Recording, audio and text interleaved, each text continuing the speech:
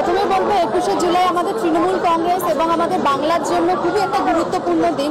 সেই হিসাবে আমরা জানি প্রত্যেক বছর 21শে জুলাইতে হাজার হাজার লক্ষ লক্ষ তৃণমূল কর্মীরা, তারপর বাংলার মানুষরা সবাইরা যায়, একটা সমাবেশ হয়, শহীদ দিবসকে আমরা পালন করি। সেই হিসাবে আমাদের মুখ্যমন্ত্রী একটা বার্তা দেয় আমাদেরকে, সেই বার্তাটা আমাদেরকে দেখে আমাদেরকে এগিয়ে যেতে হবে, সেই বার্তাটাকে চোখে রেখে আমাদেরকে আগামী যে ইলেকশনগুলি সেইগুলো আমাদেরকে করতে হবে।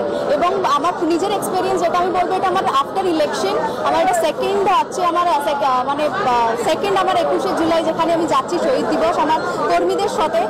প্রথম আর এইটার মধ্যে তফাৎ আছে, যেহেতু আমি এর আগের বার গাড়িতে গেছিলাম, এবার আমি সকল কর্মীদের সাথে যাচ্ছি, এটা আমার জন্য খুব বড় একটা বিষয়।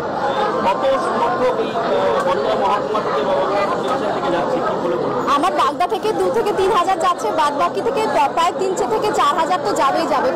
পুরো ট্রেন দেখা যাচ্ছে, পুরো স্টেশন থেকে ট্রেন থেকে সব আমাদের তৃণমূল কর্মীরাই ঘুরে আছে। একদম।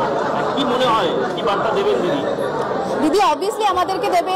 21শে জুলাই যখন 24 সালে হয়েছিল তখনও বলেছিল এখন থেকে আমাদেরকে প্রস্তুত হতে হবে, এখন থেকে আমাদেরকে ইলেকশনগুলো করতে হবে যেন অতি সহজে আমরা করতে পারি। আমাদের মেন লক্ষ্য হচ্ছে 26, যেন আমরা বিজেপিকে একদম হাঁটিয়ে দিতে পারি, আমরা যেন জায়গাটা তৈরি করতে।